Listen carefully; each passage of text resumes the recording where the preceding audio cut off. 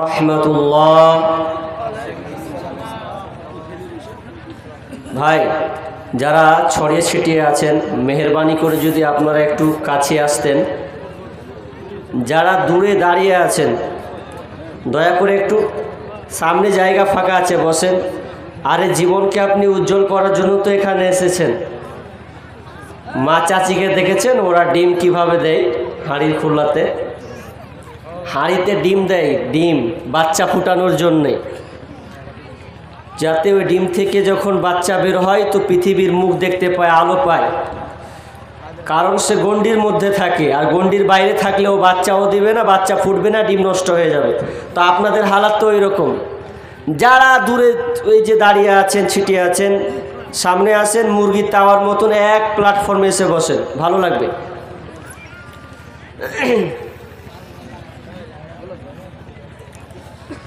আলহামদুলিল্লাহ নাহমাদুহু ওয়া নাস্তাঈনুহু ওয়া নাস্তাগফিরুহু ওয়া নু'মিনু বিহি ওয়া নাতাওয়াক্কালু আলাইহি ওয়া নাউযু বিল্লাহি মিন শুরুরি আনফুসিনা ওয়া মিন সাইয়্যাতি আ'মালিনা।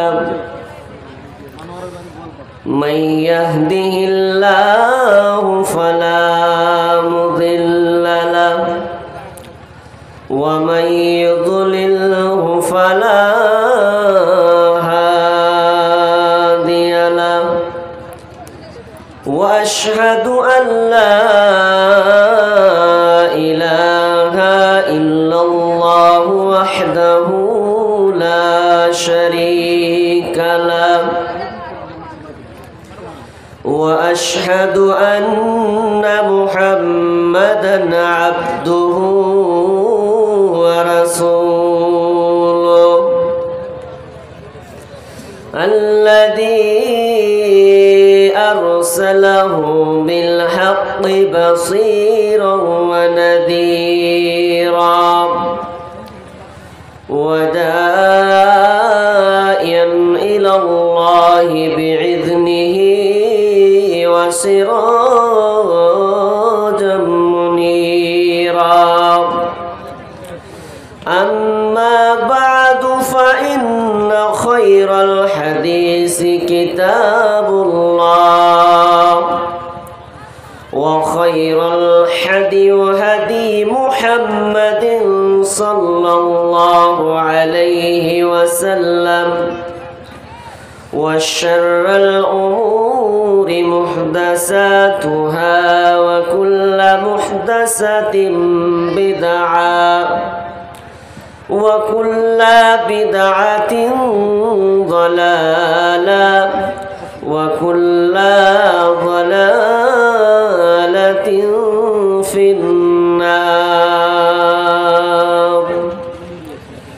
فقد قال الله تبارك وتعالى في كلامه المجيد وفرقانه الحميد بعد أعوذ بالله من الشيطان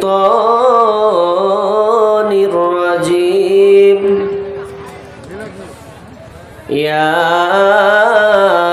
أيها الذين آمنوا اتقوا الله وأطيعوا الله والرسول إن كنتم مؤمنين. بسم الله الرحمن الرحيم. أطيعوا الله والرسول إن كنتم مؤمنين. وقال الله تعالى ومثل الذين كفروا كمثل الذي ينعق بما لا يسمع إلا دعاء ونداء সুম্মুন বুকমুন উমিয়ুন ফাহুম লা ইয়াকিলুন। বিসমিল্লাহির রহমানির রহিম। ইন্নাল্লাযীনা কাফারু সাওয়াউন আলাইহিম আনযারতাহুম আম লাম তুনযিরহুম লা يؤمنون وقال النبي صلى الله عليه وسلم رضيت بالله ربا وبالإسلام دينا وبمحمد رسولا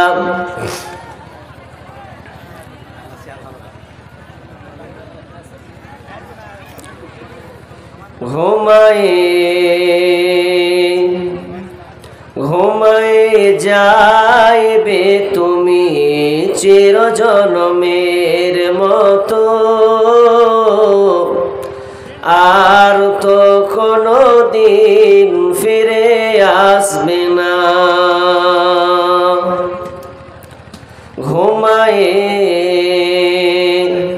ঘুমায়ে যাইবে তুমি চিরজনমের মতো, আর তো কোনো দিন ফিরে আসবে না। সময় আছে তোমার করো ইবাদত, এ দুনিয়া মুসাফির খানা, আর তো কোনো দিন ফিরে আসবে না। বারে বারে ডাকিছে এই খবর আসিছে, বারে বারে ডাকিছে এই খবর আসিছে, যেতে হবে কবরে ভুলে যেও না, আর তো কোনো দিন ফিরে আসবে না। ঘুমায়ে যাইবে তুমি চিরজনমের মতো, আর তো কোনো দিন ফিরে আসবে না। মালাকুল মউত আসিবে তোমাকে না ছাড়িবে, মালাকুল মউত আসিবে তোমাকে না ছাড়িবে, পাইবে না রেহাই থাকিবে না উপায়, নিয়ে যাবে তোমায় ছেড়ে যাবে না, আর তো কোনো দিন ফিরে আসবে না। ঘুমায়ে যাইবে তুমি চিরজনমের মতো, আর তো কোনো দিন ফিরে আসবে না।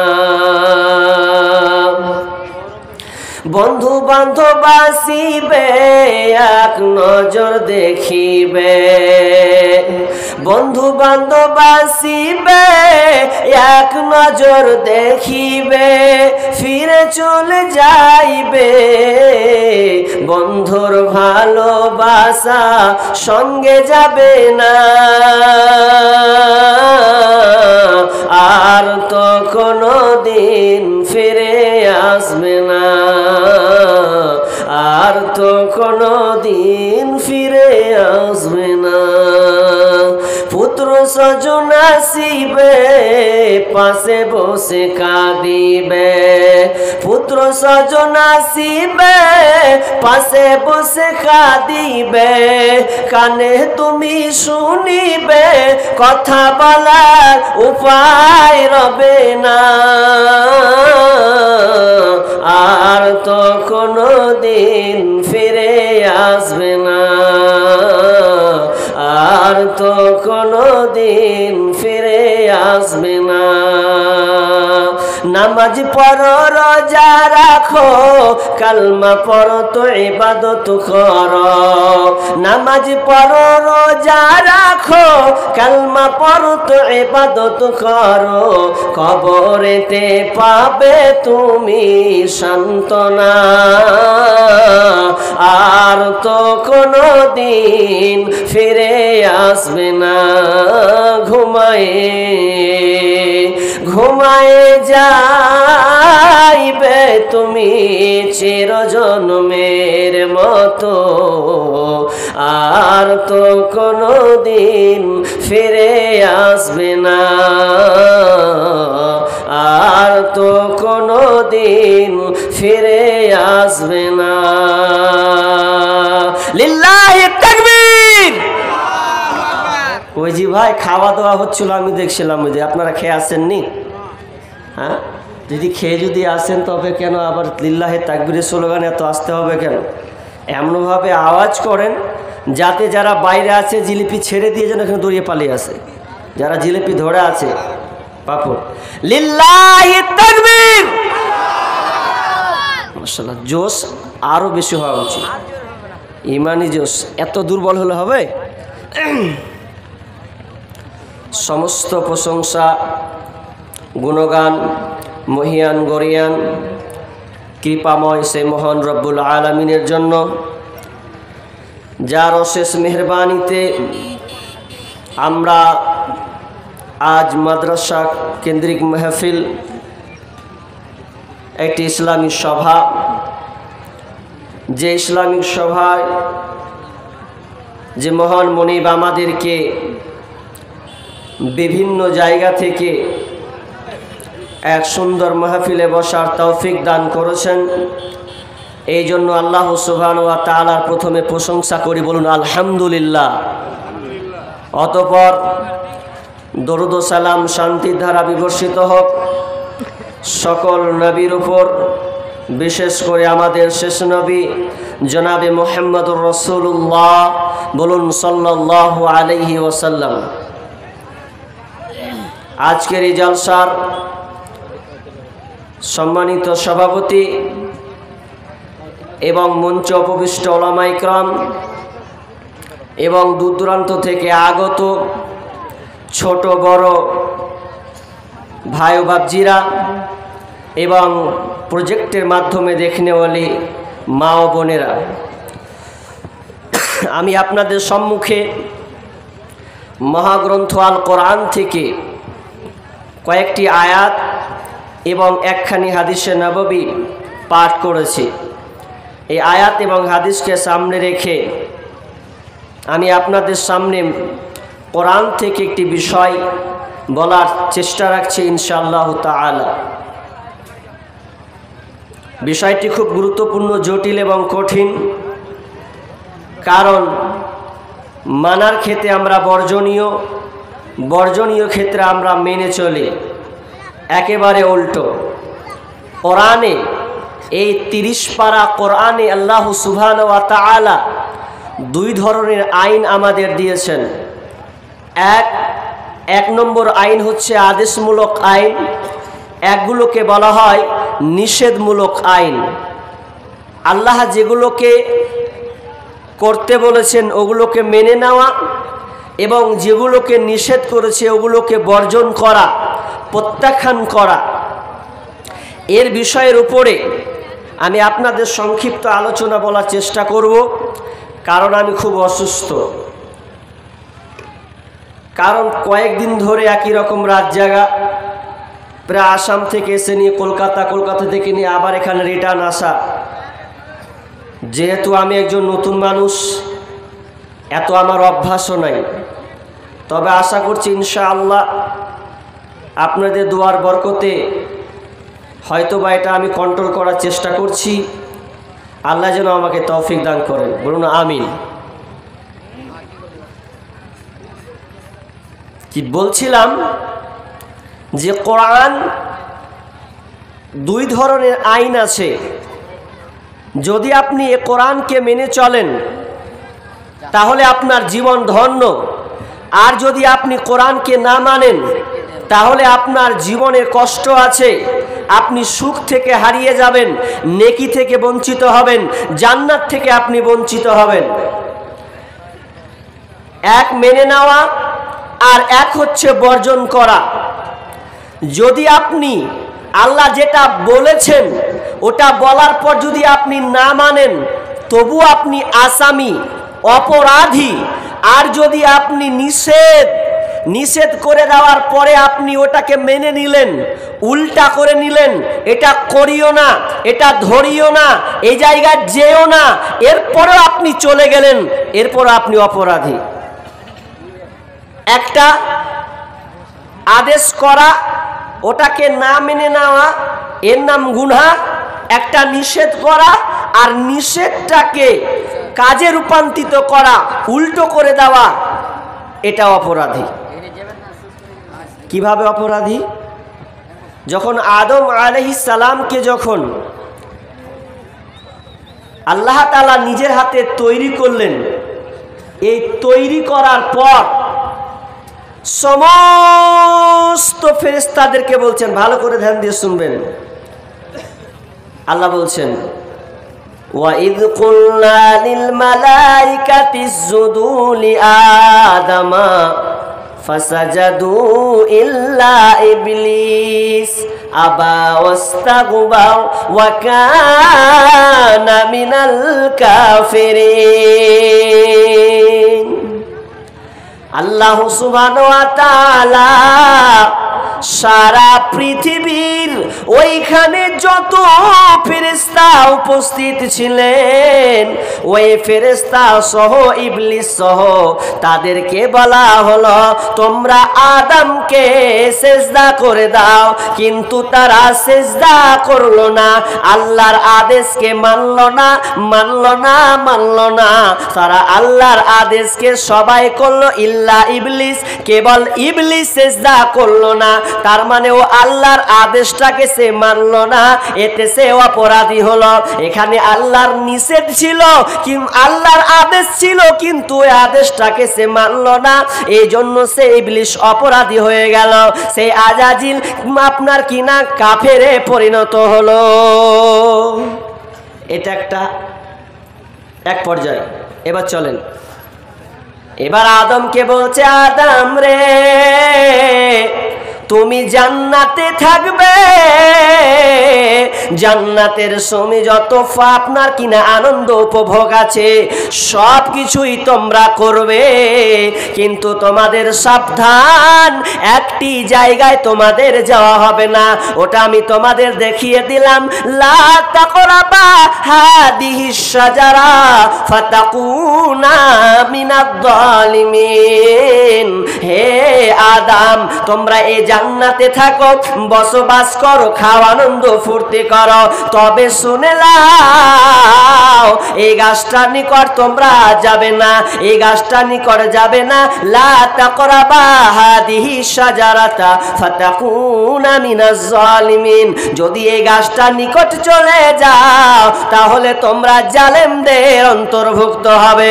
এটা আল্লাহর নিষেধ ছিল, কিন্তু ওই নিষেধটাকে আদম মানল না, ও আপনার আদেশকে অমান্য করলো, এ আপনার নিষেধকে অমান্য করলো।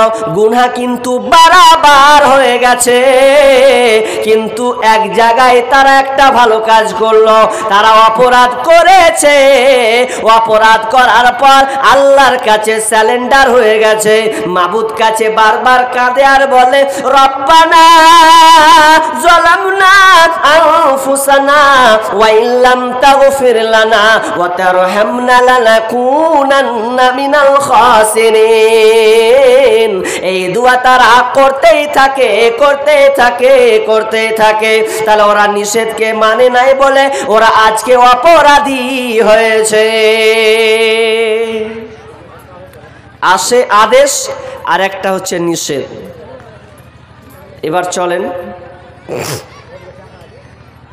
সাহাবীদের আমল দেখেন। সাহাবীরা এক চান্সে মেনে নিয়েছেন, সাহাবীদেরকে বলেছেন যে তোমরা এটা করো, সঙ্গে সঙ্গে তারা কবুল করে নিয়েছে। বলেছে তোমরা এটা ছেড়ে দাও, তো সঙ্গে সঙ্গে ছেড়ে দিই। চলেন আপনাকে দেখাই, মুসলিম শরীফের হাদিস দিচ্ছি আপনাকে। যখন খাইবারের যুদ্ধ যখন কমপ্লিট হয়ে গেল, পূর্ণ কমপ্লিট, সেই সময়তে দুটা রেওয়াত আছে, অনেক জায়গাতে হাদিসটা লেখা আছে। বিশেষ করে আপনি মুসলিম হাদিসটা খুলবেন, এই ঘটনাটা পাবেন। খাইবারের যুদ্ধে সমাপ্ত হওয়ার পর দুইটা জিনিস নিষেধ করা হয়েছিল। একটা নিষেধ ছিল কি জানেন? যে সাময়িক বিবাহ অর্থাৎ মুতা বিবাহ এক সময় হালাল ছিল। সাময়িক বিবাহ বুঝেন? সাময়িক বিবাহ, সাময়িক বিবাহ বলা হয় যে একটা মেয়েকে 1 মাসের জন্য, কাউকে 3 মাসের জন্য, কাউকে 15 দিনের জন্য বিবাহ করবে, এটা হচ্ছে বলা হয় মুতা বিবাহ। অর্থাৎ সাময়িক বিবাহ, কিছু দিনের জন্য স্ত্রী রূপে থাকা। তো দুইজন সাহাবী আল্লাহ রাসূলকে বলছেন, ইয়া রাসূলুল্লাহ, আমাদের খুব বিয়ে করার ইচ্ছা হয়েছে, তো আমরা বিয়ে করব। তো বলছে, যাও তোমরা বিবাহ করো, বিয়ে করবে যখন। তো তাদের কাছে বিয়ে যে করবে, তো তাদের কাছে দুটা কি ছিল? কম্বল ছিল। একজনের বয়স ইয়ং, আর একটার বয়স ধরে প্রায় 40 হবে, আর একজনের বয়স মিনিমাম যদি হয় 25 হবে, এই দুই রকম। তো তারা খাইবারের যুদ্ধ দুটা কম্বল পেয়েছে। ভালো করে শুনবেন, এই দুটা কম্বল পাওয়ার পর এরা একে অপরকে বলছে, হ্যাঁ চনা কম্বল পেয়েছি, তো এই কম্বলের বিনিময়ে বিবাহ করবো, চ। তো ইয়ং ছেলেটা বলছে ওই বয়স্ক লোকটাকে, আরে ভাই বিয়ে তো করবি ঠিক আছে, তো সামনে যে ঠান্ডা দিন আসছে, কম্বল পেয়েছিস তুই একটা, তো কম্বল দিয়ে বিয়ে করবি, তো যখন ঠান্ডা লাগবে কি গায়ে দিবি? ওটা বা ছাড়, এখন বিহার করা নিয়ে উঠে যেত, তুই ঠান্ডার কথা নিয়ে আসছিস, যেটা উঠেছে ইচ্ছা সেটা পূরণ করবো, তারপর পরে দেখা যাবে। যে বলছে ঠিক আছে, তাহলে কি করতে হবে? তো বিয়ে, চ কোথায় যাবি? তো চল আমির গোত্রে চলে যাব, ওখানে ভালো ভালো মেয়ে আছে, ওখানে চয়েস করব। তো চ তাহলে ওখানে যাই।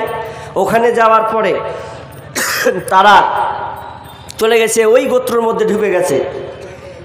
গতি ঢাকার পর দুয়ারে আওয়াজ করছে যে বাড়িতে আছে গো?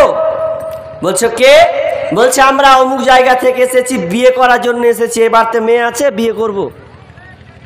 ও বিয়ে করার জন্য তোমরা এসছো? তো হ্যাঁ। তো মেয়ে আছে? বলছে হ্যাঁ মেয়ে আছে।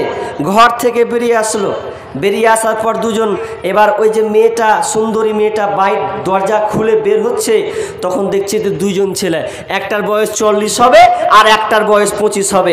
যার 40 বয়স তার চকচকা কম্বল একদম নতুন নিউ মডেলের, আর যার 25 বয়স তার কম্বলটা একদম কোনো রকম আছে, মানে খুব নতুন নয়। এবার বলছে তোমরা কে? তো বলছে আমরা অমুক জায়গা থেকে এসেছি, বিয়ে করব বলে আমরা এখানে এসেছি। এবার বলছে কি বিয়ে করবে তোমরা? কি দুজনেই বিয়ে করবে? তো হ্যাঁ আমরা দুজনেই বিবাহ করব। তো বলছে দুজনকে তো বিবাহ করবে, তো দুজনকে তো নয়, একজনকে বিবাহ করতে হবে। তো বলছে চয়েস করা যায়, কাকে চয়েস করব? ওই সুন্দরী মহিলা ওই পুরুষ দুজনের দিকে তাকাচ্ছে, একবার ওর দিকে তাকায়, একবার এর দিকে তাকায়, একবার ওর দিকে তাকায়, একবার এর দিকে তাকায়, কোনটাকে চয়েস করা হবে? তো বলছে তোমরা কিসের বিনিময়ে আমাকে বিবাহ করবে?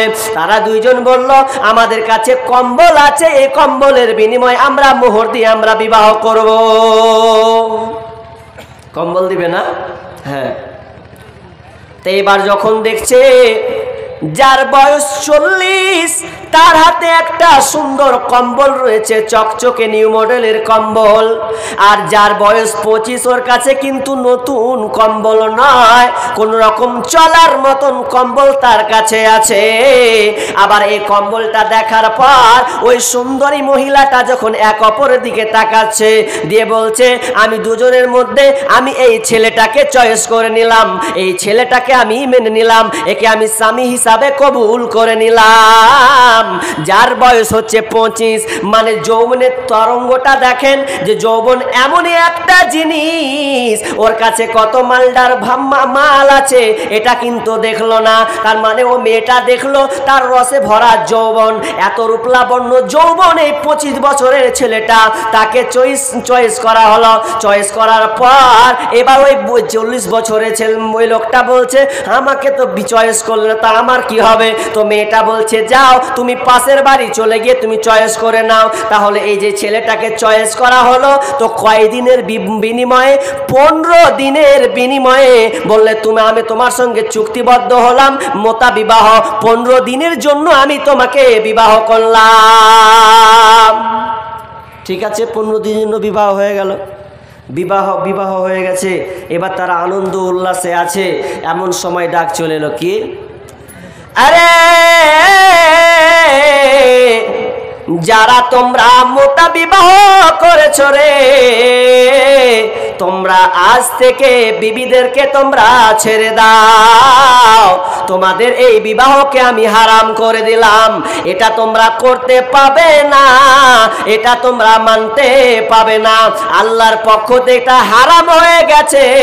কে যারা 1 মাসের জন্য বিবাহ করেছো, 15 দিনের জন্য বিবাহ করেছো, এই বিবাহটা তোমাদের জন্য হারাম, হারাম, হারাম। সাময়িক বিবাহ তোমাদের জন্য হারাম। অতএব তোমরা যে যেখানে থাকো না কেন রে, তোমরা সেখান থেকে তোমরা বিবিকে ছেড়ে দিয়ে পালিয়ে এসো, অথবা তোমরা আবার নতুন করে বিবাহ করে নাও। আর লাইফ যতদিন বাঁচবে তুমি ততদিনের জন্য তুমি নির্ধারণ করে নাও। আর যেমনই আওয়াজটা কানে এসেছে ওই 2 সাহাবীদের কানে, তখন তারা তৎক্ষণাৎ যে হালাত থাক না কেন, যেমনই কানে ঢুকেছে মোতা বিবাহ করা যাবে না, হারাম, সাময়িক বিবাহ করা যাবে না, হারাম, তখন তারা ওই মেয়েটাকে ছেড়ে দিয়ে ঘর থেকে বেরিয়ে পড়েছে। আর বেরিয়ে পড়ার পর ওই মহিলাটা বলছে, কেন গো তুমি কেন চলে যাবে? আর তোমার তো 15 দিনের জন্য চুক্তি করা হয়েছে, আজ তো হলো মোট 4 দিন, এখনো তো 11 দিন বাকি আছে, তুমি কি 11 দিন এটা পূর্ণ করবে না? তখন ওই সাহাবী বলছেন, এই মহিলা, তোমার সঙ্গে আমার চুক্তি ছিল 15 দিন, এটা ঠিক আছে, কিন্তু আমার কানে এসেছে, নবীর জবান দিয়ে আওয়াজ উঠে এসেছে, ওরে যারা মোতাহ বিবাহ করেছো তোমরা আজকে তালাক দিয়ে দাও, তাদেরকে তোমরা বর্জন করে দাও। আর আমি এই কানে শোনার পর আমি 1 মিনিটও নেট করতে পারবো না, এটা আমার দ্বারা সম্ভব নয়। বিশ্বনবী বলেছেন, এলান করে দিয়েছেন, অতএব হারাম, হারাম। আমি তখন ওই সাহাবীটা ওখান থেকে রিটার্ন চলে গেলেন। তাদের ইমানি জাজবা দেখেন, 15 দিনের টাইম 4 দিন করেছে, 11 দিন মানে বাদ। এখানে আপাতত এটাকে পেন্ডিংয়ে রাখেন। আর একটা কথা তুলে ধরছি এখানে, ওই খাইবারের ঘটনা। নাম্বার 2, সেই সময় ঘোড়ার মাংস কিন্তু হারাম ছিল। এই গাধার মাংস হারাম, খাওয়া যাবে না। কিন্তু সেই সময় এই যুদ্ধের আগে আপনার কিনা মুহূর্তে হালাল ছিল। তো সাহাবীরা যুদ্ধ করে এসেছেন, ক্লান্ত হয়েছেন, এখন তাদের খাবারের প্রয়োজন পড়েছে বন্ধুরে। এখন তাদের খাবার নিবারণ করতে হবে, কোনো জিনিস দিয়ে তাদের খাবারটাকে আপনার কিনা তৃষ্ণাকে মিটাতে হবে। অনেক খিদা লেগেছে, এমন খিদা লেগেছে শুনেলেন, তারা যখন গাধাটাকে জবাই করছে, জবাই করার পর সুন্দর করে রান্না করেছে, ডেক ফুটছে, গরম টকবক টকবক টকবক টকবক করে ফুটছে। আর এই টকবক করে ফোটার পর তারা সবাই থালা পেতে দিয়েছে, আর এখনই নামবে, আর এই মুহূর্তে খাবো, আমার আহারটাকে নিবারণ করব রে, এই বলে তারা সবাই পাতা নিয়ে বসেছে। আর যেমনই বসা, এমন সময় হঠাৎ করে আওয়াজ চলে এলো, ওরে যারা গাধার মাংস যারা রান্না করেছো, শুনে নাও, আজ থেকে তোমাদের তাদের জন্য গাধার মাংসকে হারাম করে দেওয়া হলো। কেউ তোমরা খেতে পাবে না, তোমরা কেউ মুখে দিতে পাবে না। আর যেমনই এই আওয়াজটা শোনা, যেমনই এই খবরটা পৌঁছে দেওয়া, সাহাবীরা যেমনই শুনলেন সঙ্গে সঙ্গে তারা ওই খাবারটাকে, ওই ডেকটাকে সম্পূর্ণ উল্টে দিলেন। পাতাতে তো দূরের কথা, এক সাইডে জমিনে তারা উল্টে ফেলে দিলেন। দেখেন তাদের ইমানি জাজবা, অথচ হালাল ছিল হারাম হয়ে গেল। যেমনই হারাম হয়ে যাওয়া, না খেয়ে থাকা মানুষ পেটের যন্ত্রণা, তাদের খাবার খেতে হবে, কোনো উপায় নাই। এরপরেও তারা ওটাকে ছুঁড়ে উল্টে ফেলে দিলেন। এবার আপনার সঙ্গে আমার কিছু কথা দুটা মাথায় রাখেন, এবার পয়েন্টে চলে আসেন। কি বলছি? এখানে যত লোক আছেন হাত তুলবেন কিন্তু। আচ্ছা, আগে প্রশ্ন করি, বলেন তো বছরে খুতবা কটা হয়? কে বলতে পারবেন? জুমার খুতবা 52টা করে খুতবা হয় বছরে। আচ্ছা ঠিক আছে। তারপরে জালসা, আর এখন তো প্রত্যেক গ্রামে, একটা গ্রামে 4টা করে জালসা হয় একদিনে। একদিনে একটা গ্রামে 3টা 4টা করে একই রকম জালসা হয়। হচ্ছে আপনাদের তো বেশি, এদিকে ডিস্ট্রিক্ট, এই মালদা ডিস্ট্রিক্টে সব, এখন মুর্শিদাবাদে শুরু হয়নি, কখন যে আপ শুরু হবে আল্লাহ জানে। তো এত জালসা, তাহলে আপনি জালসা শুনলেন, এরপরে আপনি ইমামের মুখ দিয়ে আপনি প্রতিদিন আলোচনা শুনছেন, ইজতেমায় যাচ্ছেন, বছরে 2টা ঈদ, ঈদুল ফিতর আর ঈদুল আজহা, এই 2টা আপনারা মানছেন, এ তো আপনারা আলোচনা শুনেন।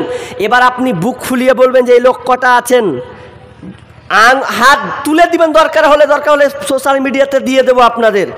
এমন কোনো লোক আছেন বলেন যে জীবনে আমি কোনো দিন এই মদের ব্যাপারে, এই বিড়ির ব্যাপারে, এই খয়নির ব্যাপারে, এই গুলের ব্যাপারে, যত নেশাদার দ্রব্য আছে পান করা যাবে না, হারাম, এরকম আলোচনা আপনি শুনেননি? একজন হাত তুলে দেখুন যে এটা হারাম, এটা আমি জানি না। ভুল বুঝছে, সব আঙুল তুলে দিলে ভুল, আপনারা ভুল বুঝে ফেললেন। কিন্তু অনেকে হাত উঠিয়ে দিয়েছে, আমারই মনে হয় বলা গোলমাল হয়েছে নাকি।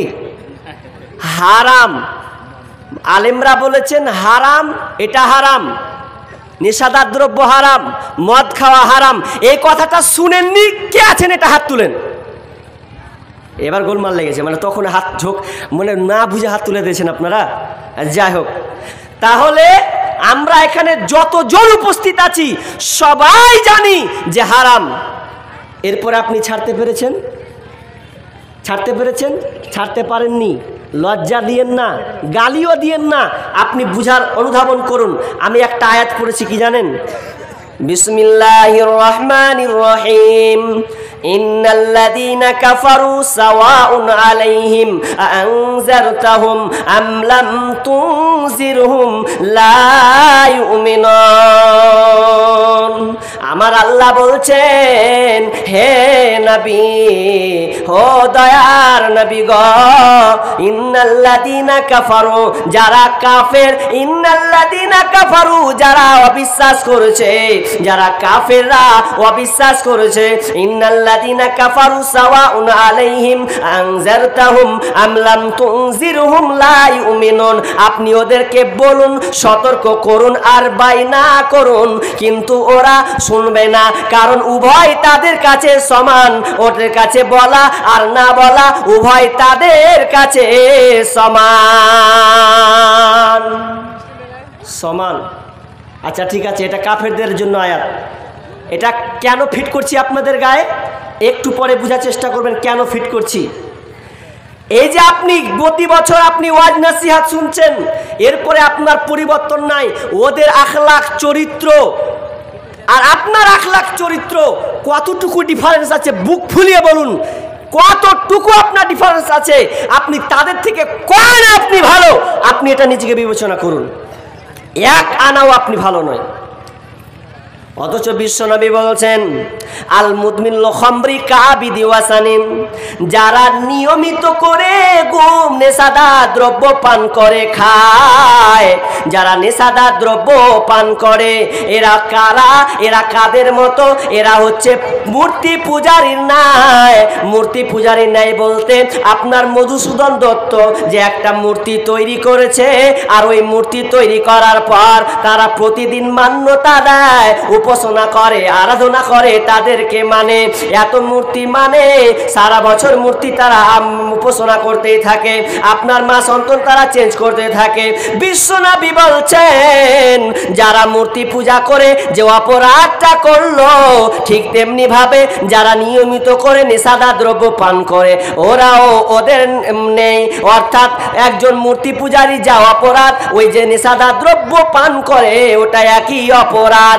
অর্থাৎ ওই মধুসূদন দত্ত, ওই রতন দাস, ওই বিলাস দাস যদি কিয়ামতের মাঠে আপনার কাঠগড়ায় উঠে, তো আপনিও তার সঙ্গে ওই বিচারের দিন তার সঙ্গে উঠবেন। কি ভাই চলে যাচ্ছেন যে, ভালো লাগে না নাকি? তো নেশাদার দ্রব্য পান করবেন, পান করতে গিয়ে আপনি কি করছেন? এগুলোকে আপনি হারাম মনে করছেন না। আজকালকার বাপজিরাকে দেখবেন কি করেন জানেন? এত বড় বড় দাড়ি, মাথায় টুপি দিয়ে দেখবেন যখন ও উজু করে, উজু করার আগে দুটি টাপন বিড়ি টেনে দেওয়ার পর আবার ঢুকে গেল উজু করতে, উজু করতে ঢুকে গেল। আর এত গন্ধ, ও যখন উজু করছে গন্ধে টিকা যায় না, এত দুর্গন্ধ, গন্ধে টিকা যায় না। এবার যদি চাচাকে বলছি, চাচা বিড়িটা কবে ছাড়বেন গো? তো বলছে আবে তুই লক্ষ্য করে থাক, তোর কাজ তুই কর, তোকে ফতোবাজি কে করতে বলেছে? অথচ বিড়িটা খেলো, বিড়ি খাওয়ার পর উজু করতে বসলো, উজু করার পর কোথায় যাবে? তো ফাঁস কাতারে ও দাঁড়াবে, কি বলবে?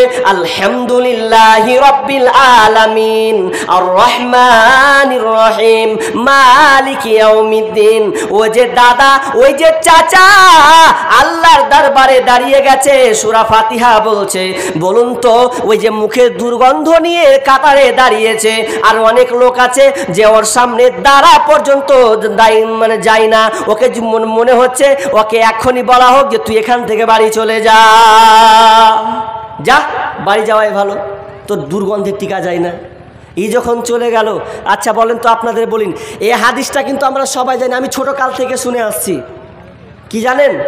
যে কাঁচা পেঁয়াজ খাওয়া যাবে না, এটা তো জানেন, সবাই জানেন তো। নামাজ পড়তে গেলে কাঁচা পেঁয়াজ খাওয়া যাবে না। এমনকি আমরা ছোটবেলা যদি রোজা খোলার সময় যদি একটু পেঁয়াজ নিয়ে বসে খেতে বসি, পেঁয়াজ খাবি মানে নামাজ পড়তে পারে, পেঁয়াজ খাবে মানে, এই হাদিসটার উপরে এত আমল, ছোট কাল থেকে এটা শুনছি।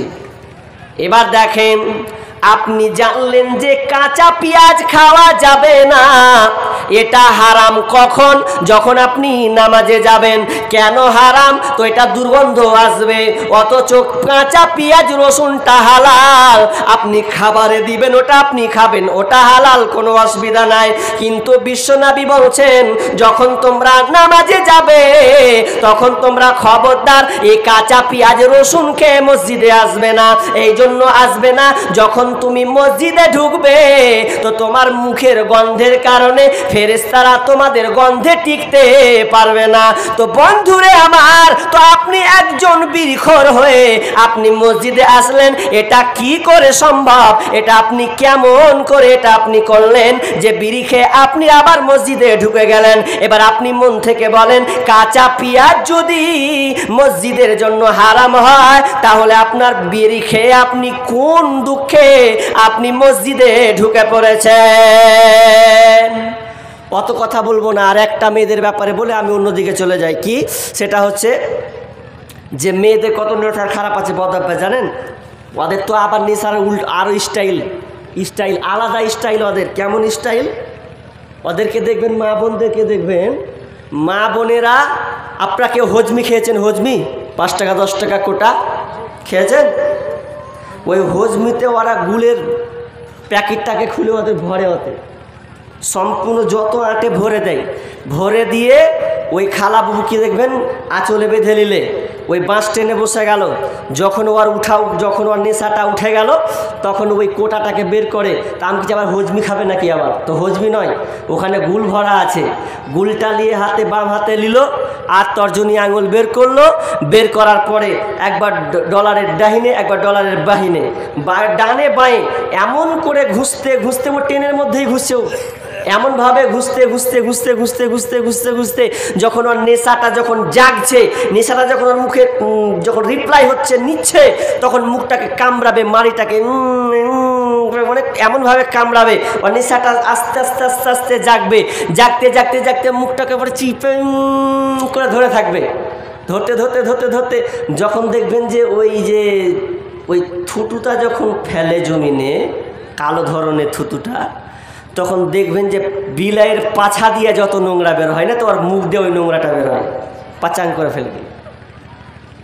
এত নোংরা! আসলে গুতাখোরকে গুতা দিলে ভালো লাগে, ওটাই মজা লাগছে ওকে।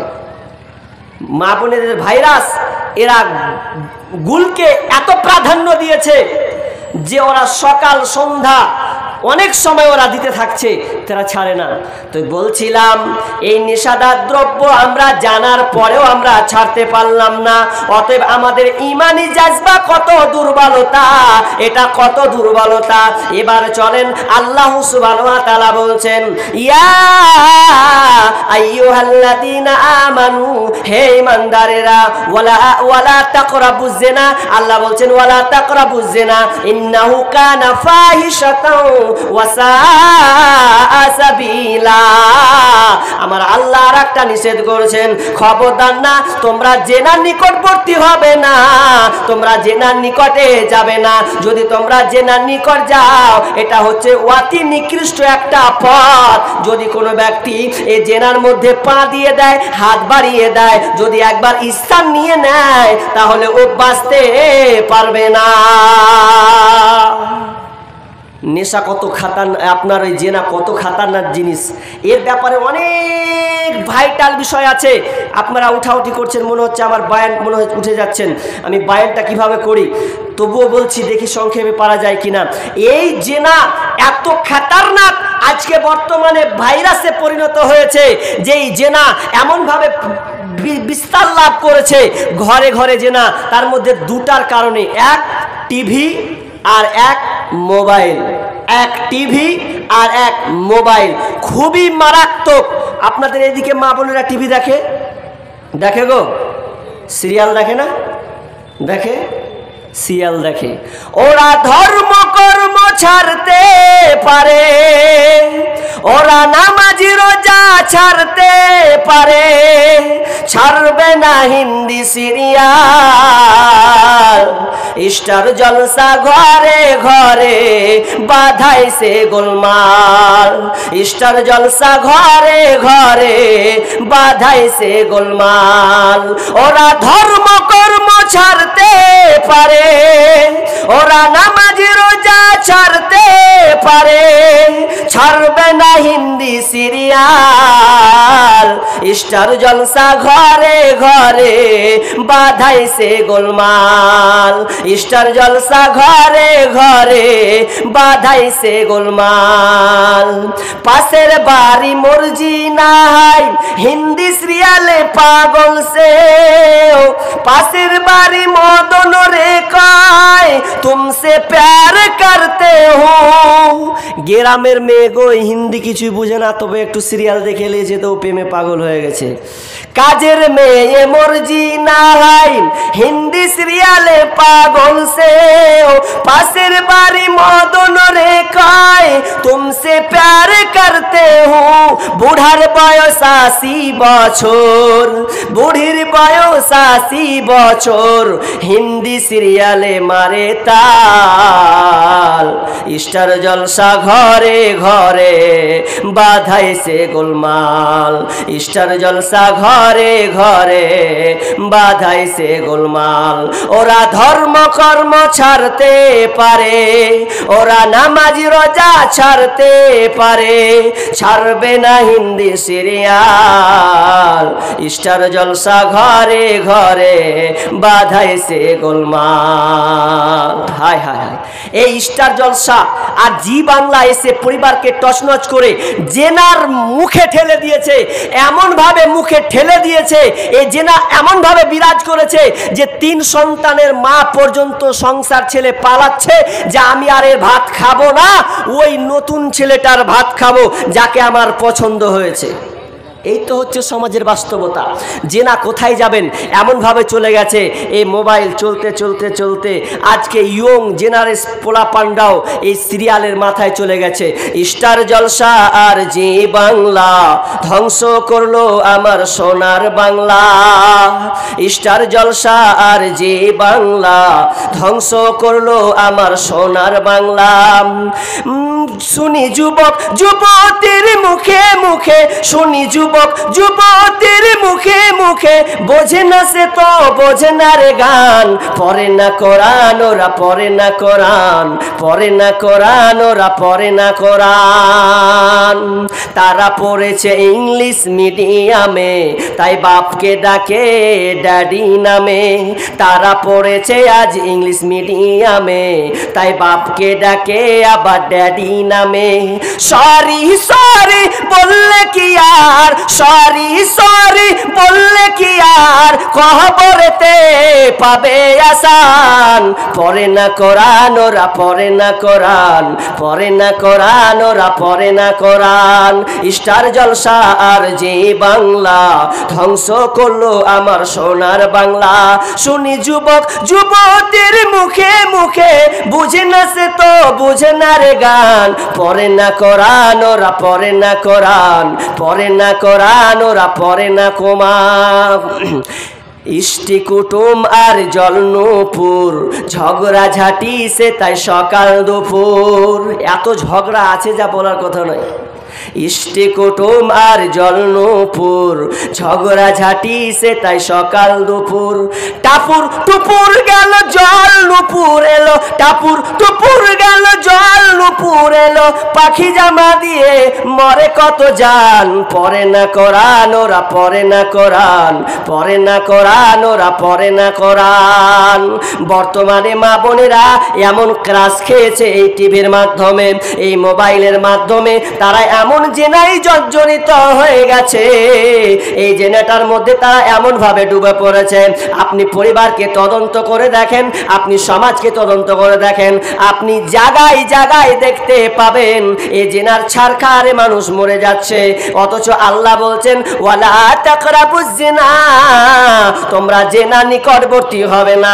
যদি কোনো বান্দা, যদি কোনো বান্দি, কোনো ছেলে কিংবা মহিলা, কোনো মেয়ে যদি একবার জেনায় পড়ে যায়, তাহলে তার সমস্ত কি করবে, একটা নিমজ্জিত নিকৃষ্ট পথে যখন প্রবেশ করবে, তার সমস্ত কিছু তার বেহায়া বলে কিছুই থাকবে না। আমাদের হায়া লজ্জম শরম বলে কিছু নেই, বেহায়া বেলজ্জা হয়ে গেছি। আজকে মা বোনরা জেনায় এমনভাবে পড়ে যাচ্ছে যে জেনায় পড়তে পড়তে সন্তানকে লাইকেশন করতে বাধ্য হচ্ছে, সন্তানকে লাইকেশন করতে বাধ্য হচ্ছে। বর্তমানে আপনি যদি আপনি গুগল সার্চ করেন, এমন একটা সংস্থা বর্তমানে বের হয়েছে, যেই সংস্থা যেখানে গ্রুপ রয়েছে 22,000 গ্রুপ, 22,000 সদস্য। এই গ্রুপটার নাম হচ্ছে লাভ জিহাদ প্রতিরোধ কমিটি। এই এমন একটা খাতারনাক, আমি বলবো না মনে করছিলাম, কিন্তু আবার কিছুদিন আগে আবার ওই মোবাইলে আবার দেখলাম খবরের মাধ্যমে যে 3000 মহিলাকে তারা অ্যাটাক করেছে। কারা জানেন? যারা হচ্ছে হিন্দু ব্রাহ্মণ। তারা আবার বুক ফুলিয়ে বলছে, আরে যদি মুসলিমদেরকে ধ্বংস করতে চাস, তাহলে তাদের মেয়েকে বিয়ে কর, প্রেমের ফাঁদে বিয়ে কর, প্রেমের ফাঁদে বিয়ে করার পরে তাদের কাছ থেকে সন্তান নে, সন্তান নেওয়ার পর ওই মেয়েদেরকে কচুকাটা করে দে, বাস দেখি ওদের খেল খতম হয়ে যাবে, আমরা জয়ী হয়ে যাব। কিছুদিন আগে 3000 মেয়েকে অ্যাটাক করেছে, ওখানে 22,000 গ্রুপ আছে। কি বলছেন জানেন? যে মেয়েদেরকে কিভাবে ফাঁদে ফেলা যায়, মেয়েদেরকে কিভাবে ভালোবাসা যায়, দিয়ে তাদেরকে মহাব্বতের টান দিয়ে তাদেরকে হিন্দু বানানো যায়, হিন্দু বানিয়ে দিলে আমরা সন্তান নিয়ে নেব। কত মেয়ে পালিয়ে আসছে। এটা তো গেল, আপনি সংস্থা আপনাকে বললাম একটা, কিন্তু আপনার পাড়া দেখেন, আপনার গ্রাম দেখেন, যে যেই গ্রামে কত মেয়ে যে জিনায় পড়ে রয়েছে যে বলার কথা নয়। আপনাকে আমি একটা ঘটনা শোনাই, দেখেন আপনার ঈমান কেমন আর তাদের সাহাবীদের তাদের ঈমান কেমন ছিল। আপনাকে আমি একটা ঘটনা শোনাই। কি ঘটনা? একজন ভাই, তার মনে তামান্না বাসনা এমনটা হয়েছে, তার একটা সুন্দরী খালাতো বোন, তাকে এতটা পছন্দ হয়েছে, তাকে এতটা ভালো লেগেছে, তার নেশা জেগে উঠেছে আপনার কিনা তার সঙ্গে জেনা করার জন্য।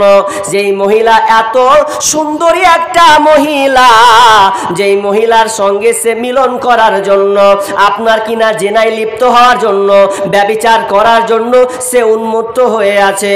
আর কি করেছে, তার বোনটাকে প্রস্তাব দেবে এ নিয়ে সে চিন্তিত রয়েছে।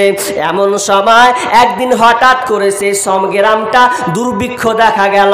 এমন দুর্ভিক্ষ হলো, খাবার নাই, খাবারের অভাব অনটন পড়েছে, যে খাবার খেয়ে মানুষ বাঁচবে, কোনো খাবার নাই।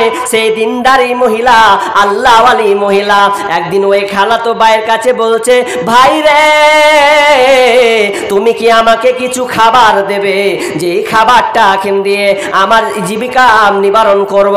আমাকে তৃষ্ণা লেগেছে, কোনো খাবার নাই, মহামারী উঠেছে, দুর্ভিক্ষ দেখা দিয়েছে, অতএব কিছু যদি খাবার আমাকে দেওয়া হয় তো আমি এখান থেকে প্রাণে বাঁচি। এবার সুযোগ পেয়ে ওই খালাতো ভাই ওই বোনকে বলছে, বোন রে, আমি তোকে খাবার দেব, আমি তোকে কিছু রুজি রুটি দেব, কিন্তু আমার একটা শর্তকে মানতে হবে। কি বলছে? ভাই বলো তোমার শর্ত কি? বলছে, আমার শর্ত হচ্ছে তোমার সঙ্গে আমাকে আমার সাথে নির্জনে মিলতে হবে, আমার সঙ্গে ব্যভিচারে লিপ্ত হতে হবে, আমার নির্জনে আমার ঘরে তোমাকে আসতে হবে। এবার মহিলা বলছে, কখনো না, এটা আমি করতে পারি না, এটা আমার দ্বারা সম্ভব নয়, এত নোংরা কাজ আমি করতে পারবো না। তখন তিনি ওই বোনটা ফিরে যায়, কিছুদিন পর কোনো খাবার পায় না, আবার ওই ভাইটার কাছে এসে বলছে, ভাই রে, তো আমাকে একটু খাবার দে, প্রাণে বাঁচার চেষ্টা করে। তো বলছে, দেব, একটা শর্তে দেব, এই শর্ত যদি আমার পূরণ করে দিস তাহলে আমি তোকে এর বিনিময়ে কিছু খাবার দিতে পারে। এবার কোনো ক্রমে কোনো মহিলাটা কোনো পথ না পেয়ে, কোনো রাস্তা না পেয়ে ছেলেটার সঙ্গে রাজি হয়ে গেল। রাজি হওয়ার পর ছেলে তো খুশিতে আটখানা, আহারে আমার বোন রাজি হয়েছে, আমার খালাতো বোন রাজি হয়েছে, আমি তাকে নির্জনে নিয়ে চলে যাব। এবার বলছে, বোন চলো তাহলে নির্জনে চলে যায়, একটা নিরালা নির্জনে চলে যায়, কেউ থাকবে না, তুমি আর আমি ছাড়া। এবার যখন চলে গেছে দুইজনে যাওয়ার পর এবার বলছে, তো বলছে কি করতে হবে? তো বলছে, এবার তুমি কাপড় খুলো, আমিও কাপড় খুলে দিই। দুজনে কাপড় ন্যাঙ্গা হয়ে গেলেন। অ্যাডাল্ট মহিলা, যুবক যুবতী মহিলা, তার পরনে কাপড় নাই, এর কাছেও কোনো কাপড় নাই।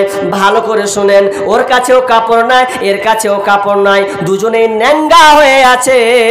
আর এমন সময় তারা দুজনেই এমন ভাবে লেগে ধরেছে, একটা ইট আর একটা ইট মশলা দিয়ে যেমন লাগিয়ে দেওয়া হয়, আর ওই ঠিক তেমনি ভাবে ওই দুজন, একজন মহিলা আর পুরুষ, ওই ভাই বোন, তারা খালাতো ভাই খালাতো বোন আপনার ইটের মতন জমাট বেঁধে গেছে। আর ওই সময় বোন বলছেন, ইত্তাকিল্লাহ, আল্লাহকে ভয় করো রে ভাই, এখনো সময় আছে, আল্লাহকে বলে ভয় করো। যেমনই বলো আল্লাহকে ভয় করো, ওই ভাইটা তৎক্ষণাৎ ওখান থেকে লাফিয়ে নিচে পড়ে গেছে।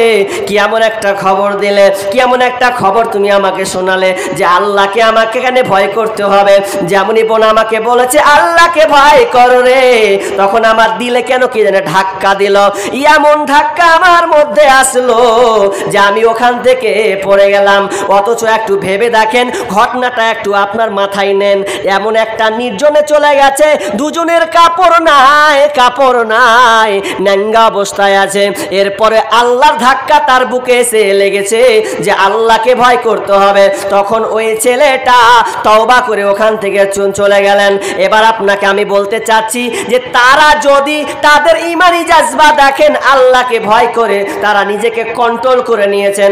অথবা অথচ মুসলমান, আমরা নিজেকে মুসলমান দাবি করছে, অথচ দেখবেন আজকে ছেলে মেয়েরা আপনার কিনা প্রেমে লিপ্ত হয়ে গেছে, আপনার ক্রাসে তারা পড়ে গেছে, এটাকে তারা আধুনিক স্ট্যাটাসে পরিণত করেছে।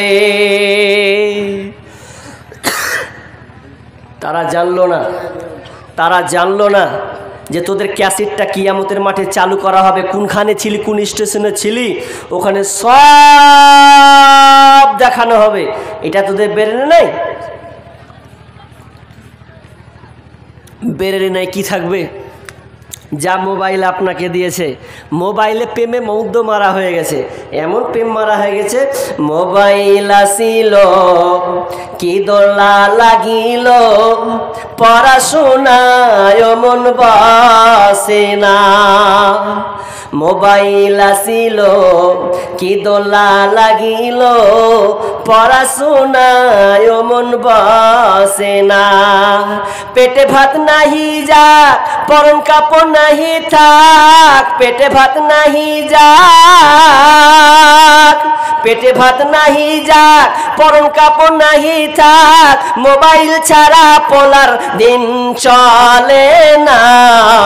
মোবাইল আসিল কি দোলা লাগিল, পড়াশোনায় মন বসে না। মোবাইল আসিল কি দোলা লাগিল, পড়াশোনায় মন বসে না। রাত 12টার পরে বন্ধু যখন ফোন করে, দুই চোখেতে ঘুম আসে না। রাত 12টার পরে বন্ধু যখন ফোন করে, দুই চোখেতে ঘুম আসে না। রাত জাগিয়া ফোনে চ্যাট করিয়া, রাত জাগিয়া ফোনে চ্যাট করিয়া, সকাল 8টার আগে ঘুম ভাঙে না। মোবাইল আসিল কি দোলা লাগিল, পড়াশোনায় মন বসে না। মোবাইলের জ্বালা এ তো প্রেম প্রীতির ঠেলা, মোবাইলের জ্বালা প্রেম প্রীতির ঠেলা, এখন আর পার্কে যাওয়া লাগে না। বিছানায় শুইয়া ফোনে চ্যাট করিয়া, আর বলে বন্ধু সোনা মোরে হইল না। মোবাইল আসিল কি দোলা লাগিল, পড়াশোনায় মন বসে না। মোবাইল আসিল কি দোলা লাগিল, পড়াশোনায় মন বসে না।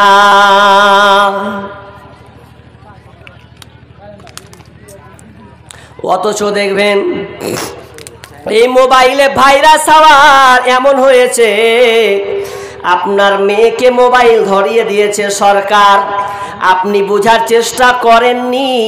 আপনি ভাবছেন ভালোর জন্য আমার মমতা খালা মোবাইল ধরিয়ে দিয়েছে, 11 পাস করেছে, মোবাইল দিয়ে দাও। মোবাইল কেন দিল রে?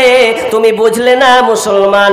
মোবাইলটা দিল তো বলছে অনলাইন ক্লাস করার কারণে, তো বলছে অনলাইন ক্লাস নয়, অনলাইন প্রেম করার কারণে মোবাইলটা দেওয়া হয়েছে। আপনি তালাশ করছেন না, আপনি তার ফোন চ্যাট আপনি চেক করুন, হোয়াটসঅ্যাপ আপনি চেক করুন, আপনি সমস্ত কিছুকে তদন্ত করে দেখেন। এই মোবাইলের কারণে আপনার বোন, আপনার মেয়ে আজকে জেনায় পড়ে গিয়ে তার জীবনটাকে ধর্ষণ নষ্ট করছে, এমন ভাবে নষ্ট করছে বলার কথা নয়। আপনাকে নিউজ শোনাচ্ছি, এবিসি নিউজ অনুযায়ী প্রতি বছরে 5 লক্ষ শিশু হত্যা করা হয়। 10 মিনিটের আবেগ মাগো 5 মিনিটের মন, কে তুমি মা দেখতে দিলা না এই পৃথিবীর মুখ। জোর করে আসিনি ক তোর শরীরে আমি, পৃথিবীতে নাকি সন্তান হয় মায়ের কাছে দামি। তবে কেন সুখের ভুলে আমায় পেটে নিলা, সুখের শেষে কেটে ছিঁড়ে আমায় ফেলে দিলা। একদিন তুমি আমার কাছে, একদিন তুমি আমার কাছে আসবে ঠিকই মাগো, কি বলবে আল্লাহর কাছে জমা করে রাখো। আমি তো বেঁচে গেল মান, নইলে লোকে বলতো মরে অবৈধ সন্তান। একটু অবৈধ সুখ পেতে মা, একটু অবৈধ সুখ পেতে মা আমায় পেটে নিলে, কলঙ্কের ভয়ে তুমি আমায় ছুঁড়ে ফেলে দিলে। তোমার মাও করতো যদি তোমার সাথে এমন, তোমার মাও করতো যদি তোমার সাথে এমন, বুঝতে মাগো সেদিন তুমি মৃত্যুর যন্ত্রণা কেমন। ও বনুরে, ও আমার বেটি রে, ভালো করে শুনে নাও। তুমি এই জেনায় পড়ে তোমার সতীত্বকে তুমি নষ্ট করিও না, তোমার এই যৌবনটাকে নষ্ট করিও না। তোমার যৌবনে তুমি মূল্য দাও, এই মূল্যটা এই জন্য দেবে তোমার পেট থেকে দামি দামি জিনিস পৃথিবীতে আসবে। এটা তাল গাছ আসবে না, এটা আমের গাছ হবে না। তোমার পেট থেকে আল্লাহওয়ালা, যেখানে নবীর জন্ম হয়েছে, সাহাবীর জন্ম হয়েছে, তাবেঈর জন্ম হয়েছে, মাস্টার আসবে, ব্যারিস্টার আসবে, উকিল আসবে, এমএলএমপি আসবে, ভালো ভালো আলেম পয়দা হবে। এই তোমার পেটে এতটা দাম, যে পেটের কারণে তুমি আজকে তোমার সন্তান, তুমি তোমার ভবিষ্যৎকে নষ্ট করছো বোন, সামান্য ওই কয়েকটা বদমাশে পোলাপানের কারণে। তুমি খবরদার না, তোমার জীবনটাকে তুমি নষ্ট করিও না। বেহায়াপনা দিবস নামে চলছে বেঈমানি, হীরার চেয়ে দামি জিনিস হারায় অনেক নারী। বেহায়াপনা দিবস নামে চলছে বেঈমানি, হীরার চেয়ে দামি জিনিস হারায় অনেক নারী। দুষ্টু ছেলের মিষ্টি কথায়, দুষ্টু ছেলের মিষ্টি কথায় পরে নারী ফাঁদে, সব হারিয়ে বোনটি আমার বসে বসে কাঁদে। প্রেমের নামে চলছে এখন অশ্লীলতার ছোঁয়া, কতক মনে নারী সম্মান পান্তা ভাতার মোয়া। নারী তুমি সম্মানিতা, নারী তুমি সম্মানিতা, সব ঘরেরই আলো, লাগলে ছোঁয়া পঙ্কিলতার জীবন হবে কালো। ও মহিলা, ও আমার বোন, তোমার যৌবনের দাম যে এত, বিশ্বনবী বলছেন এটা এমন একটা মেয়ে। বিশ্বনবী বলছেন আলমারুআতুল আওরাত, আলমারুআতুল আওরাতুন। বিশ্বনবী বলছেন মেয়েরা হচ্ছে ঢেকে রাখার বস্তু, ওরা ঢেকে রাখবে, ঢেকে রেখে তার জীবনটাকে সে চালাবে। জেনা এখন হাতের কামাই, হাতের মামুলি ব্যাপার, এটা কোনো কিছু নয়। আপনার ঘরে জেনা হচ্ছে, আপনি ঠেকতে পারছেন না। আপনার বৌমা, আপনি নিয়ে এসেছেন বাড়িতে, আপনার বড় ছেলের ভাত খাবে না, বলছে আমি আর ভাত খাবো না, আমার ছোট দেওরের ভাত খাবো। কি বলছিস বল? শ্বশুর বলছে থেপড়া লাল করে দেবো। বলছে থেপড়া লাল করবে মানে? তোমার এটাও বেটা, এটাও বেটা, ওকে বাদ দিনু, তোমার ছোটোটাকে লিনু, কি অসুবিধা আছে? ঘরই তো আছি, পালিয়ে গেছি, ওটা বাদ, এটাকে নিলাম। এ হচ্ছে অবস্থা জেনা বর্তমানে। অথচ উচিত ছিল যেই মেয়েটা বিবাহ করার পর, যেই ছেলেটা বিবাহ করার পর জেনায় লিপ্ত হবে, তার ঠিকানা হচ্ছে কি, যে তাকে কি করতে হবে? রজম করে দিতে হবে। তার পৃথিবীতে বাঁচার কোনো পথ নেই। আসলে আমরা পশুর চাইতে নিকৃষ্ট হয়ে গেছি, পশুর চাইতে অধম, পশুর চাইতে নিকৃষ্ট হয়ে গেছি। কত নিকৃষ্ট হয়েছি জানেন? আপনাকে আমি একটা বুখারীর রেওয়াত বলি, যেহেতু আমি বক্তব্যটা আমি আস্তে আস্তে বিষয় শেষ করছি, কারণ মানুষ সবাই পালিয়ে গেছে, রাত তো অনেক হয়েছে, মানুষকে আর আলোচনা শুনে কি, যে আমার বিন মাইমুন হাদিসটি বর্ণনা করছেন। এই হাদিসটি আমি কোনো আলেমের মুখে এখনো শুনিনি, কোনো বক্তার মুখেও শুনিনি, হতে পারে আপনার কাছে নতুন। আমার বিন মাইমুন বর্ণনা করছেন যে আমি এক সময় ছাগল চড়াচ্ছি, তো ছাগল চড়াতে চড়াতে চড়াতে চড়াতে আমি একটা বিশাল আশ্চর্য দৃশ্য দেখতে পেলাম। কি আশ্চর্য দৃশ্য? এই আশ্চর্য দৃশ্যটা আপনাকে শুনতে হবে। তার মানে আপনি মানুষ না জানোয়ার, এখান থেকে আপনি নির্ণয় করবেন জানোয়ার চাইতে আপনি কত নিকৃষ্ট। এই হাদিসটা আপনি শুনলেই বুঝতে পারবেন।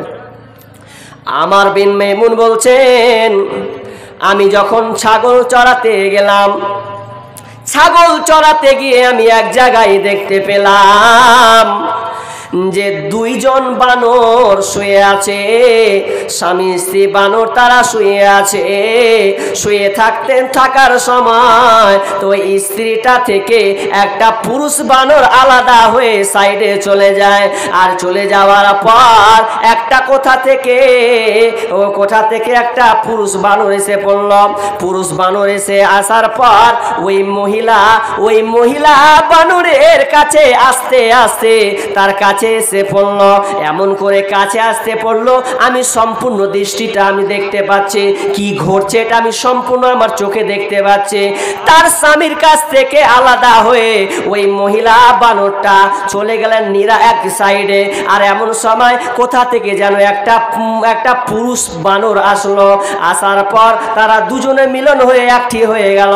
এক হতে হতে হতে হতে তারা আপনার কিনা জেনার কাজে রূপান্তরিত হলো, তারা ব্যভিচারে লিপ্ত হলো। এমন সময় পাশে একটা ওই পুরুষ বানরটা কিছুক্ষণ পর জানতে পেরেছে কেমন করে, তো ওই আপনার মহিলা বানরটার গা থেকে দুর্গন্ধ বের হচ্ছে। এমন ভাবে গন্ধ বুঝা গেল যে ওই বানরটা স্ত্রী মহিলা, এই বানরটি অন্য কোন পুরুষ বানরের সঙ্গে জেনায় সে লিপ্ত হয়েছে। যেমনই শোনা ওই আপনার কিনা পুরুষ বানরটি ওই স্বামী তখন কানতে আরম্ভ করে দিয়েছে, চেঁচামেচি শুরু করে দিয়েছে, চিল্লান শুরু করে দিয়েছে। তো সমস্ত যত বানর আছে সব একটি হয়ে গেল। একটি হওয়ার পর বলছে কি হলো, বলছে দেখো কি কাজ করেছে এই আমার এই বানরটি। বলছে কি কাজ করেছে, বলছে তার গা থেকে দুর্গন্ধ বের হচ্ছে। যখন সবাই জানতে পারলো তার স্বামীকে ছেড়ে দিয়ে অন্য পরপুরুষ বানর সঙ্গে সে জেনায় লিপ্ত হয়েছে, ব্যভিচারে লিপ্ত হয়েছে, তখন তারা কি করলেন শুনেলেন। তাদের আপনার বিচার দেখেন, আপনাকে লজ্জা করা উচিত। কি বিচার তারা করছেন, বিচারটা এই রকম আমি দেখতে পেলাম। আমার বিন মাইমুন বলছেন আমি দেখতে পেলাম যে তারা সবাই মিলে একত্রিত হয়ে ওই মহিলা বানরটিকে আর ওই ছেলেটাকে দুইজনকে ওই ছেলে বানরটাকে নিয়ে আসা হলো, আপনার গর্ত খনন করা হলো, আর দিয়ে তারা সবাই মিলে পাথর চালাতে লাগলো। আর আমার বিন মাইমুন বলছেন আমিও রাগের চোটে পাথর নিলাম, পাথর নিয়ে আমিও ছুটতে লাগলাম। বন্ধুরে আমি এমন ভাবে চললাম আমার রাগ সামলাতে পারলাম না। বন্ধুরে আবার যদি একজন বানরের মধ্যে এই গুণটা থাকে, তো আপনি কি করে আপনার শালিকার সঙ্গে আপনি লিপ্ত হচ্ছেন, আপনার শালিকে নিয়ে আপনি মার্কেটে ঘুরছেন, জলসায় ঘুরছেন, কি আনন্দ উল্লাস করছেন। অথচ শুনেলেন স্ত্রী বিদ্যমান থাকার পর যারা শালিকার সঙ্গে জেনা করে, শালিকার সঙ্গে ব্যভিচার করে জেনায় লিপ্ত হয়ে যায়, ওদের প্রথম স্ত্রী তালাক হবে হবে হবে, এতে কোনো সন্দেহ নাই। কে বুঝায়? সুন্দরী শালিকা পেয়েছে একদম কুচি টাইপের, বলছে জান ঠান্ডা হয়ে গেল রে, আর একে আর ভালো লাগে না, বলছে চ তোকে পার্কে নিয়ে যাবো ঘুরতে। আর তিন ছেলের মা বলছে যে আমি আর ভাত খাবো না। কেন গো আপনি নাই বাড়িতে যে কি করেছেন? মোবাইল যে ধরিয়ে দিয়েছেন, মোবাইল যেমন ধরে দিয়েছেন, আপনার সঙ্গে সম্পর্ক শেষ। আর একটা হকারের সঙ্গে বন্ধুত্ব করে বসে আছে। হকার কোনোদিন কলা বেচতে এসেছে, কোনোদিন দেখবেন আপনার শাড়ি সায়া বিক্রি করতে এসেছে, ওই কানের দুল বিক্রি করতে এসেছে। এই টাপুর টুপুর করতে করতে ফিসিং করতে মোবাইল নাম্বার নিয়েছে, কখন তার সঙ্গে সম্পর্ক হয়ে গেছে। হাই রে হাই, ভাই রে ভাই, এ কেমন যুগ এসেছে। হাই রে হাই, ভাই রে ভাই, এ কেমন যুগ এসেছে। স্বামী সন্তান পার করে মোবাইল আপন করেছে, স্বামী সন্তান পার করে মোবাইল আপন করেছে। হাই রে হাই, ভাই রে ভাই, এ কেমন যুগ এসেছে। আজকে মিস কল, কালকে ডাইরেক্ট, পরশুতে পরিচয়, চতুর্থ দিন আপা বলে খাড়া হয় দরজায়। আজকে মিস কল কালকে ডাইরেক্ট পরশুতে পরিচয় চতুর্থ দিন আপা বলে খাড়া হয় দরজায় স্বামী জিজ্ঞেস করলে বলে স্বামী জিজ্ঞেস করলে বলে আত্মীয় এসেছে হায় রে হায় ভাই রে ভাই এ কেমন যুগ এসেছে হায় রে হায় ভাই রে ভাই এ কেমন যুগ এসেছে 24 ঘন্টায় নাই রে বিশ্রাম ফোন বুকের ভিতরে উদাস উদাস মন তাহারি সংসার করে না রে 24 ঘন্টায় নাই রে বিশ্রাম ফোন বুকের ভিতরে উদাস উদাস মন তাহারি সংসার করে না রে বিদেশে পাঠাইয়া স্বামী বিদেশে পাঠাইয়া স্বামী বন্ধুর সাথে ঘরে হায় রে হায় ভাই রে ভাই এ কেমন যুগ এসেছে হায় রে হায় ভাই রে ভাই এ কেমন যুগ এসেছে স্বামী সন্তান পার করে মোবাইল আপন করেছে স্বামী সন্তান পার করে মোবাইল আপন করেছে হায় রে হায় ভাই রে ভাই এ কেমন যুগ এসেছে ঠিক মতো আহার জুটে না দামি ফোন তার হাতে নগ্ন সিনেমা আর ফোন চ্যাট করে ঘুমায় শেষ রাতে ঠিক মতো আহার জুটে না দামি ফোন তার হাতে নগ্ন সিনেমা আর ফোন চ্যাট করে ঘুমায় অনেক রাতে সময় থাকতে হয় রে বুড়ি সময় থাকতে হয় রে বুড়ি বলবো কার কাছে হায় রে হায় ভাই রে ভাই এ কেমন যুগ এসেছে হায় রে হায় ভাই রে ভাই এ কেমন যুগ এসেছে স্বামী সন্তান পার করে মোবাইল আপন করেছে হায় রে হায় ভাই রে ভাই এ কেমন যুগ এসেছে এই মোবাইলে যোগাযোগ করে 3 সন্তানের ওই মা নতুন সংসার করব বলে হয়ে যায় দিবানা এই মোবাইলে যোগাযোগ করে 3 সন্তানের ওই মা নতুন সংসার করব বলে হয়ে যায় দিবানা এই মোবাইল কারো চলছে আবার এই মোবাইল কারো চলছে আবার কারো আবার জ্বলছে হায় রে হায় ভাই রে ভাই এ কেমন যুগ এসেছে হায় রে হায় ভাই রে ভাই এ কেমন যুগ এসেছে স্বামী সন্তান পার করে মোবাইল আপন করেছে স্বামী সন্তান পার করে মোবাইল আপন করেছে হায় রে হায় ভাই রে ভাই এ কেমন যুগ এসেছে হায় রে হায় ভাই রে ভাই এ কেমন যুগ এসেছে এই মোবাইলে ভাইরাস এমন করে ধরেছে যে আর সে বুঝলো না সে স্বামীর মর্যাদা দিতে বুঝলো না মেয়ে ছেলের ব্যাপারে ভাবলো না সে সংসারকে টচনচ করে দিয়ে সে আপনার কিনা 2 নম্বরের কাছে পালিয়ে গেছে সমাজে তাই হচ্ছে আপনি সোশ্যাল মিডিয়া খুলুন খুলে দেখুন আপনি কত ঘটনা নেবেন আরে কালকে হলো গত পরশু দিনকে হলো 3 সন্তানের বাপের সঙ্গে 1 সন্তানের মা বলছে আমি আর ভাত খাবো আমি আর সঙ্গে থাকতে চাই তো ঘটনাটা কোথায় তো আপনার মুর্শিদাবাদের হাউসনগরের ঘটনা কি বলছে 3 সন্তানের বাপের সঙ্গে তার সম্পর্ক দিয়ে বলছে আমি ওর সঙ্গে ওর সংসারে আমি ওর ভাত খাবো আর ওই মেয়েটা কিন্তু কোলে একটা বাচ্চা আছে ভাইরাস এই মোবাইল টচনচ করেছে শেষ করে দিয়েছে আপনি মোবাইল ধরিয়ে দিয়েছেন ছেলে মেয়েদের হাতে আপনার কোনো গুরুত্ব নাই জবাব দিতেই হবে তৈরি থাকেন বাপ হিসাবে মা হিসাবে তৈরি থাকেন বিচারের মাঠে আপনাকে জবাবদিহি করতে হবেই ভাই কিছু করার নেই অথচ আসমা রাসূল সাল্লাল্লাহু আলাইহি সাল্লামের সালি দেড়শই সে আসমা মা বোন যদি থাকেন তো ঘটনাটা শুনেন ভালো করে এই আসমা তার রাসূল সাল্লামের দেড়শই তিনি একদিন ওই সফর থেকে আপনার কিনা গেছে একটা বাগান তো বাগান যখন যাচ্ছে তো বাগান যাওয়ার সময় কিছু ডাল, শুকনা ডাল ভেঙে নিয়ে এসেছে। ডাল ভেঙে নিয়ে এসে ডালটাকে সুন্দর করে ভেঙে নিয়েছে। ডালটাকে ভেঙে দেওয়ার পর লকড়ি করবে, এমন সময় আসমা সফর করে বাড়ি যাচ্ছেন। বাড়ি যাওয়ার পরে আপনার কিনা দূরত্বটা হচ্ছে, আপনি ধরলেন 7 কিলোমিটার। এই 7 কিলোমিটার আসমা যাবে, বাড়ি ঢুকবে। এমন সময় আল্লাহ রাসূল ওখান দিয়ে আসছেন। আসার পর বলছেন, আসমা, আসমা বাড়ি যাচ্ছ নাকি? বলছে হ্যাঁ। তো বলছে, তুমি এত দূর সফর করবে রে আসমা, তুমি এক কাজ করো, তুমি আমার উটের উপরে তুমি চলে যাও, উটের উপরে বসো, আমি তোমাকে নিয়ে চলে যাব। আসমা যেমনই রাসূলের মুখ থেকে এই কথা শোনা, সঙ্গে সঙ্গে বলছেন, ইয়া রাসূলুল্লাহ, আমি আপনার উঠে চড়বো না।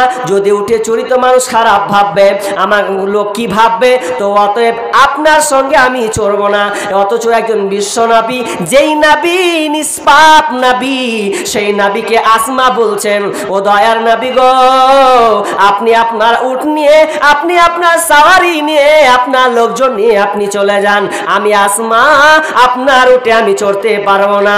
যদি চড়ি এরপরে মানুষ যদি কিছু বলে, তাহলে হয়তো মানুষ খারাপ ভাববে, আর খারাপ ভাবতে গেলে মানুষ 5 রকম ভাববে, তখন আপনাকেও খারাপ লাগবে, আমাকেও খারাপ লাগবে। অতএব আমি আপনার উঠে চললাম না, আপনি আপনার গন্তব্যস্থলে আপনি চলে যান, আমি আমার নিজের জায়গায় আমি বাড়ি পৌঁছে যাব। আহারে কেমন মহিলা! মুম্বাই থেকে আমাদের এখানে 12,000 টাকার দাম দিয়েছে। মুম্বাই থেকে কি দিয়েছে? 12,000 টাকা। 12,000। আনারুল হক। আল্লাহুম্মা সাল্লি আলাইহি, আল্লাহুম্মা বারিক ওয়া সাল্লিম।